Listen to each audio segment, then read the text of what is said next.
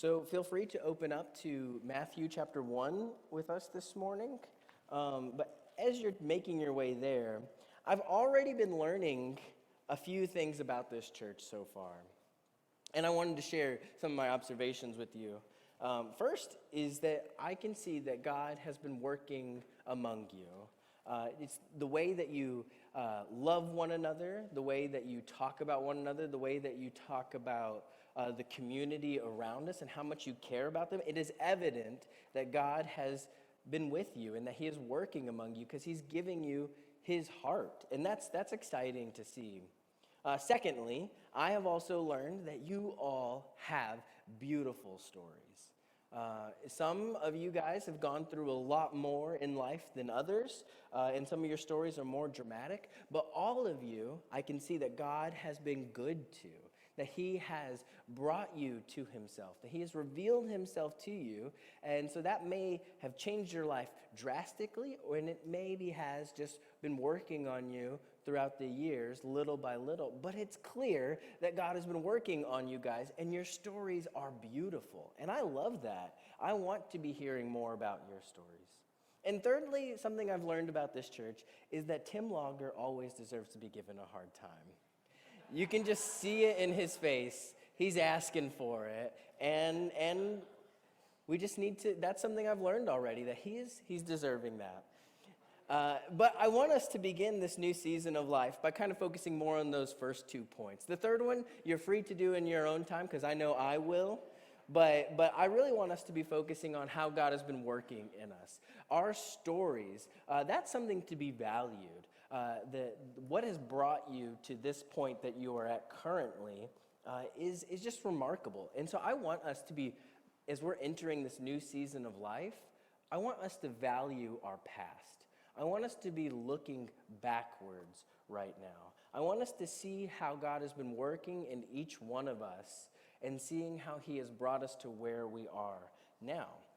And I think there's a lot of value to be looking backwards, because if we want to start this new season off and look forward to how God can do many big things in this world, if we don't look backwards, we're just going to be we're only going to be moving forward with what we know right now. We're only going to be looking forward to whatever the culture around us tells us that we need to be talking about. We're only going to be moving forward with what we know currently. But when we look backwards, we can be grounded in those who have come before us. Do you realize that the church we're meeting in right now has a long history to it? For generations, people have been meeting in this very place, proclaiming the name of Jesus. There is a history to this place. There is a history to God being faithful to this community here. And it's to our value to study that, to look backwards, to see how God has been working among us. And when we look backwards, too, we see how God has been working. We see that God has not forsaken his people. We see that God has been working, that he has changed people, that he has continued to make his name known in this place. And so there's a grounding that happens when you look backwards. And you have a better sense of how to look forwards too. When you look forwards now and you're worried that something isn't going to work out for you, or you're worried that God has maybe forsaken you or something, you can look back and to see, wait, our whole perspective is wrong. God has been faithful to us throughout all time. So there is value for us to be looking backwards right now. And so as we look backwards, that will help us be informed about how to move forwards. I want us to be people, yes, moving forward, we want to make an impact in this world, but we want it to be a gospel impact. So we don't want to be pointing people to ourselves, but we want to be pointing people to Jesus. And we can only do that by continually be looking backwards. And so that leads us to the first series that I want us to go through together as a church. I want us to go through the Gospel of Matthew. And this is one way that we as a church can be looking backwards. We're reading the life and the teachings of Jesus. He has come before us, and he has something to say about who we are as Christians. He is the one that we should be looking towards always, and we're looking backwards to him, seeing how Jesus is calling us as his people to shape our lives. And we'll see that in the gospel. But Matthew himself is kind of also wrestling with this looking forwards and backwards type of thing himself. Jesus has come on the scene, and that clearly is something new. That means something new. But Matthew is also seeing that Jesus has come as the Jewish Messiah, and so he is looking backwards to the old and to see how he can understand Jesus in light of that old. And so this is why Matthew here he's wrestling with the new and the old, and he is interpreting Jesus in light of our Jewish history, in light of the Old Testament. And this is why I want to title our series Treasures New and Old, because I want us to be seeing Jesus as the new. I want us to be looking forward as a church about the future and how we can be going, but I also want us to be looking backwards, because Jesus himself came not to abolish the old, but he has come to value it. Jesus came to fulfill the old, and the old informs us about the new. And the new, we see the value, the true value of the old. And so they work in tandem together. And we need to see that. We can't move forward with the new without having the old that came before it. And this series called Treasures New and Old is from one of the parables in Matthew 13. A scribe for the kingdom of heaven is like a strong man in a house who brings out his treasures, both new and old. And so that's saying someone who is devoted to the scriptures, somebody who's devoted to the Bible, is, if you know it well, if you know it as Jesus intends you to know it, you will be like somebody who can show you how good it is of the old, and you can bring out how good the new is. And you can show the beauty in all of it. And so us as a church I think we should enter into a season of looking backwards, of valuing the scriptures, of valuing our stories, of how we have gotten to where we are, and that will help us see the beauty, both in the past and the beauty in the future to come, and it will ground us as people. Let us not be worried about the state of the world. Let us not be worried as a church about if we're going to have people coming in or not. Let us be grounded in who God is, and let the past ground us. Let us look backwards in that way. And so I want us to jump into our passage this morning from Matthew 1 through 17. And this passage is a genealogy. It's evident, you see it immediately, of what Matthew is trying to do. Jesus has come on the scene, and he's starting his whole narrative with the genealogy. It's not the most exciting thing we might think of, but he's at least showing us how Matthew is trying to tell us about Jesus. So follow along with me in Matthew chapter 1, verses 1 through 17. The book of the genealogy of Jesus Christ, the son of David, the son of Abraham. Abraham was the father of Isaac, and Isaac the father of Jacob, and Jacob the father of Judah and his brothers. And Judah the father of Perez and Zerah by Tamar, and Perez the father of Hezron, and Hezron the father of Ram, and Ram the father of Amminadab, and Amminadab the father of Nahshon, and Nahshon the father of Salmon, and Salmon the father of Boaz by Rahab, and Boaz the father of Obed by Ruth, and Obed the father of Jesse, and Jesse the father of David the king.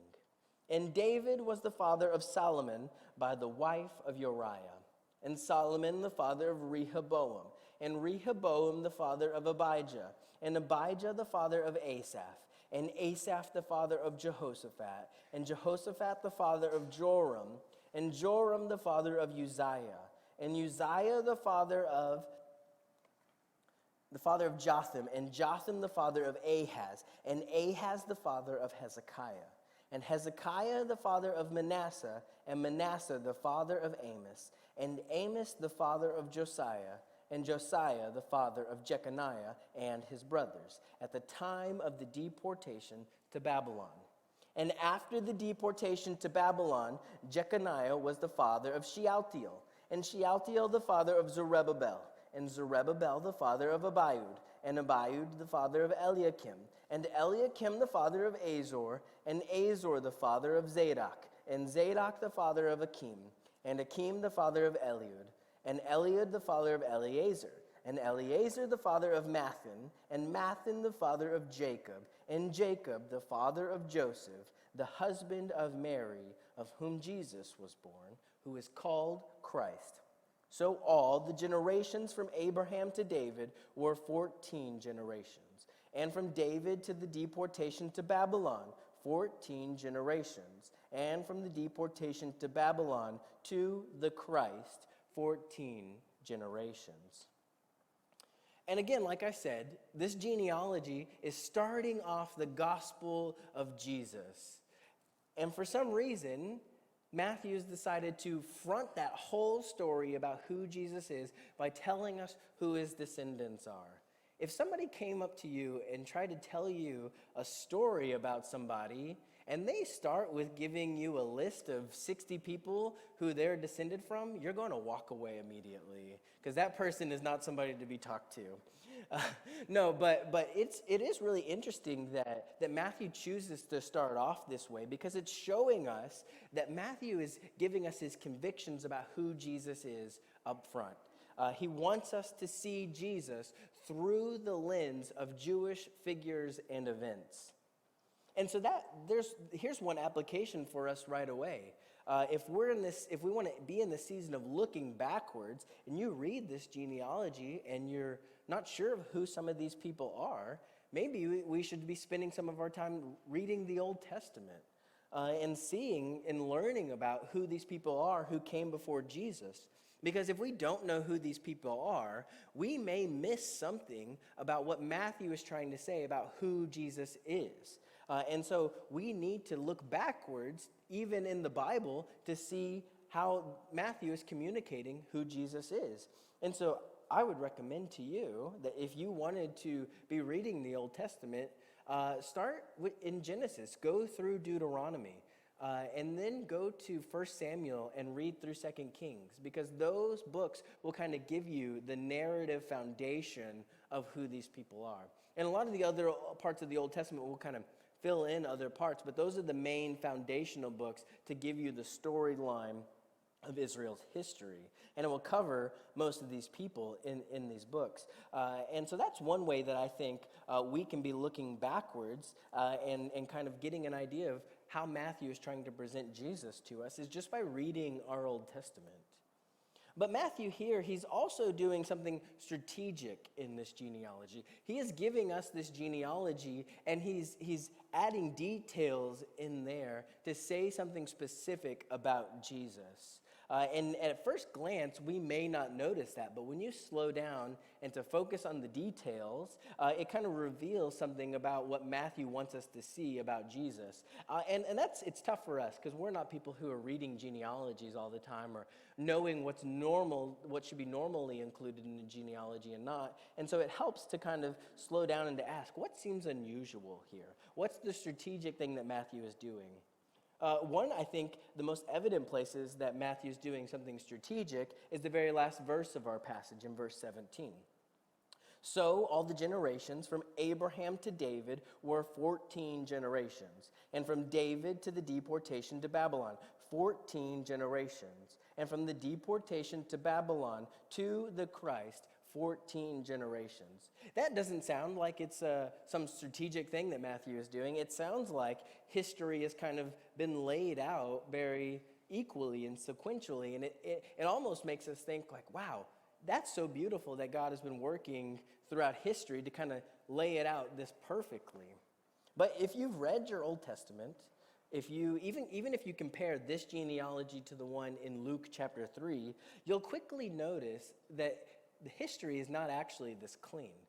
There isn't just 14 generations between Abraham to David. There isn't just 14 generations from David to the deportation to Babylon. There wasn't just 14 generations from the deportation to Babylon to Jesus. And there were other people in there. And so it leaves us scratching our head then, why was this detail so important for Matthew? Why was he wanting us to see that there's kind of these three tiers throughout the Old Testament that leads to Jesus? And it makes us wonder why he wants us to see the number 14 so clearly. I think he's wanting us to see this because he's trying to say something theological about who Jesus is. And this feels unusual to us and strange, but the number 14 there is actually more of a poetic way that sometimes Jewish authors will write. When they use the word 14, he's doing this thing with the name David. David originally in his Hebrew name, if you gave each of the letters of his name a numerical value and you added it up, it would be the number 14. That sounds very odd and weird to us, but this is actually quite a poetic and artistic way that sometimes biblical authors communicate. And so when you see the number 14 and you realize David's name adds up to that, you can kind of see that this genealogy is trying to make you see Jesus is closely associated to David. So when you see 14 generations, 14 generations, 14 generations, this genealogy is screaming the name of David to you. It's saying David, David, David. So we want to be seeing David here in the genealogy. We want to be seeing Jesus' connection to David throughout the rest of the gospel. This point isn't just made in this verse. This point is also made at the very first verse of our passage. The book of the genealogy of Jesus Christ, the son of David, the son of Abraham. Before Matthew gets into the genealogy, he gives Jesus three titles. First, the title is the Christ, which is not Jesus' last name. It's his title of Messiah. Christ, Messiah, Anointed One, those all are the same thing. So Jesus is the Messiah, and he is the son of David, the son of Abraham. And so you see here, too, the genealogy jumps in verse 2. It starts chronologically with Abraham. That's the right place to start because that's the beginning of the story in Abraham. But Jesus' titles given to him, Abraham is not first. David is before Abraham. So Jesus is the Messiah, but Jesus is the son of David. And David is the primary figure whom we should compare Jesus to, who we should look at and to see how does Jesus resemble David, or even how does Jesus how is he disconnected to David? So we should be making this comparison, and Matthew wants us to see that, and he wants us to be looking for that throughout the whole gospel. So Jesus is the son of David. Matthew making this point makes us think, then why does he want us to make this association between Jesus and David? And I think he's doing two things here. First, he's wanting us to see that Jesus is the true king of Israel, the true good king of Israel like David. David was seen as this person who was the one good king of Israel. There were other good kings, but David was kind of seen as the ideal godly king of Israel. But also, David was not seen as the ideal king. Whenever David first came on the scene, he didn't seem like a kingly figure. And it wasn't until lots of trials and tribulations that David goes through that he finally gets established as the king. So David was an unexpected king of Israel, but he was the true good king for Israel. And so Jesus is following along in the footsteps of David. Jesus is coming as the true king of Israel, but he's also coming as the true unexpected king of Israel. And we should see that as how is Jesus coming to be a king?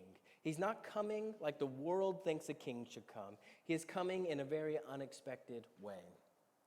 But the second point that I think Matthew is going to make about Jesus being a king is that being a king means that you have a kingdom. You can't be a king and rule over no one. And so Jesus is coming and he is bringing a kingdom with him. And you see that throughout the whole gospel. Jesus is teaching about the way of life in the kingdom of heaven. and he's going to show his people the way to be living in his kingdom. So a king brings his kingdom, and Jesus is also a king like David, an unexpected king. So that's one strategic way that Matthew is kind of laying out his genealogy. Another strategic way that Matthew is laying out this genealogy is by mentioning 5 women. And when he does that, we're seeing that Jesus is kind of in this line of faithful women, but it makes us wonder why are women mentioned here at all? Genealogies don't typically mention women. And so it's quite unusual that women were mentioned in this genealogy. And you could kind of even hear it as I was reading it. The genealogy flows pretty quickly. So-and-so was the father of so-and-so, so-and-so was the father of so-and-so. And then every now and then the flow would stop and it would say, by this woman, and then it would make another point as well. And so it makes you wonder why those details are mentioned. Why were these 5 women in particular mentioned? We have Tamar mentioned, Rahab, Ruth, Bathsheba, but she's also only referred to as the wife of Uriah. And then you have Mary, who is the mother of Jesus. And so you're left trying to figure out why these 5 women, why are they mentioned? Mary makes sense because she's in the story with Jesus. But people come down differently on why these specific women are mentioned. Some people think that it's because these women are all seen as sinners, and it shows us how much God redeems sinful people, how much God came in this line of women who were sinful, and that he is redeeming a sinful line. I think there's something to that. That's especially part of Rahab's story. But I tend to not fully be convinced by that because of Bathsheba and how she is mentioned. She is mentioned as the wife of Uriah. And that's not so much highlighting her sin in the midst of her involvement. Yes, all people are sinful, but whenever she's only referred to as the wife of Uriah, it makes you realize that it's highlighting not what Bathsheba has done, but it's highlighting what was done to her. Bathsheba, her husband was Uriah, and David took Bathsheba for himself, and then he sent Uriah into war so that he could die, so that he would be killed, and that he could take Bathsheba as his own wife. And so I think when Matthew refers to Bathsheba as the wife of Uriah, it's not so much highlighting her sin in this situation, but it's highlighting the sin of David. How could this person do such a wicked thing to a woman? So I don't think these women are mentioned because they are in and of themselves sinners. I think that point is true because we're all sinners, but I think there is something to that. I tend to think, though, that these 5 women are included for 2 reasons. One's kind of an implicit reason, and one is more of an explicit reason I think Matthew is trying to make. First, I think more implicitly, these 5 women are mentioned just because God values women. God wants us to see that women are necessary in the history of the world, that we need good, godly, faithful women in this life. And without faithful women, we would be nowhere. And so God wants us to see the value of women, and he wants to see that he has been faithful to women. Look at the story of Bathsheba again. She was definitely wronged in that situation, but yet God was faithful to her. He was so faithful to her that he continued the line of the kings from her. And so God is faithful to women, and these women are ideal exemplars of faithfulness to God. But I think that point really could be made with mentioning many women in the Old Testament. Why wasn't Sarah, Abraham's wife, mentioned in this genealogy? Part of her role was being faithful and patient to wait for God to provide a son for her. But yet she's excluded from this genealogy. So again, the point of God valuing women and they being faithful could be made with many other women in the Old Testament. So why these 5 women? I think these 5 women can be understood as foreigners. And that is the point that Matthew is trying to make. Except for maybe Mary. I think Mary is just kind of seen as the mother of Jesus. But the other 4 women can really be seen as foreigners. And that says something about how God is working in this world. You see that Rahab and Ruth, part of their story explicitly is the fact that they are not Israelites. They are not part of the Jewish people, but yet they came in and they submitted their lives and they left their nation and joined Israel. And that shows that they came and aligned themselves with Israel. But you have somebody like Tamar and Uriah, and they're not explicitly referred to as foreigners, but with Uriah, he was a Hittite. Which means he was outside of the Israelite people, and that we can kind of see that maybe Bathsheba was in some way seen as a foreigner as well, and the same is understood for Tamar. And so why is then Matthew highlighting the aspect that these women are foreigners? And it goes back to verse 1 again. The fact that Jesus is associated with not only the son of David, but he is associated with the son of Abraham. So he's making the point in the genealogy that God values people from other nations, and then he's making that same point from verse 1. By Jesus being associated with the son of Abraham means that Jesus is closely seen as the father of all of the Jewish people, and Abraham was promised to be a blessing to all nations.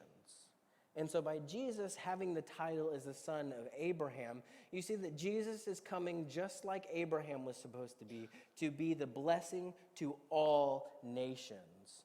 And so by Jesus being the son of Abraham and blessing all nations, and by these foreign women being mentioned in the genealogy, you see that, yes, Jesus is coming in particular as the Jewish Messiah to redeem Israel, but he is also coming for all people. And so there is a particular aspect about Jesus, and there is a universal aspect about Jesus, and that is what the gospel is going to show us. But we need to be seeing the uniqueness of Jesus being in the line of the Jewish people, because that gives us more of an idea about what Jesus is doing and who he is. And lastly, I think this genealogy has been structured strategically to emphasize that Jesus is the end of exile. We see that there was this three-tier movement in the genealogy, from Abraham to David. The second tier was from David to the deportation to Babylon. And then you have the deportation to Babylon to the Christ. And so that makes you think for a second, did Matthew just forget that the Jewish people came out of exile already? They actually returned back to their land from Babylon, that they even rebuilt a temple? But Matthew doesn't go to that part of the story of Israel. He goes straight from exile to Christ. And I think that shows us that Jesus is coming to give restoration to Israel. That it's not so much that Israel needs to be in the land. It's not so much that Israel needs to have a building to be in God's presence. They need Jesus. Jesus is the true restoration for Israel. And again, with this universal claim about who Jesus is for all people, the exile isn't so much the physical exile of the Jewish people. It is a spiritual exile for all of humanity. Think about it. The exile for the Jewish people, because of their rebellion to God's ways, they were sent out of the land. They were sent to foreign countries, and he was judging them because of their wickedness. All of humanity has been exiled from God. Humanity once lived in God's presence in Eden, and because of the rebellion to God's ways, they have been exiled from the garden. And now Jesus, he's coming to give a physical restoration for the people of Israel, but also a spiritual restoration for all of humanity. So as we look to Jesus in the gospel, may we see him as the Son of David. May we see him as the one who has come in the line of faithful women who is going to bring about people from all nations. And may we see Jesus as the end of exile for us. We have been people who wander about in this world, apart from God, separated, think we can figure out what is right to do in this life, but yet true restoration and true life is found by submitting your life to the ways of the Lord, and that is how you return from exile. That is how you submit your life to the Lord and be living the good life. And so this goes great to what we are in this new season of life. Yes, we're looking forward to seeing the good, big things that God is doing for us in our lives. But we're also needing to be looking backwards. Do you see the value here of how much it informs us about who Jesus is by looking backwards? If you don't know who David was, if you don't know who Abraham was, if you don't know anything about these women, if you don't have no concept about the exile, you wouldn't be able to have this information about what Matthew is trying to say about Jesus. There's a value to us looking backwards. It informs us about who Jesus is, and it reveals to us that Jesus is the only hope for the whole world. And this is what I want us to be doing as we look backwards right now. I don't want us to be tossed to and fro about what we think is important in this world. I want us to be looking backwards to seeing what does it mean to be followers of Jesus. How is Jesus desired for us to have our lives shaped? Let's spend time just looking backwards right now. Yes, we want to be people who are working hard and moving forward and doing things, but there is a goodness, there is wisdom to stopping and just looking back and trying to know who God is in the scriptures. And that will really shape us and set us up for success as people as we're moving forward. So let's spend this new season looking backwards, because we don't want to be people to raise up ourselves. We want to be people making gospel impact. And so we want the gospel to change people, and we do that not by pointing people to ourselves, but by pointing people to Jesus. So let's do that as we look backwards in this new season. May we know Jesus intimately. May we know those who came before him, because that shapes how we move forward in this world. So let me pray and close this out.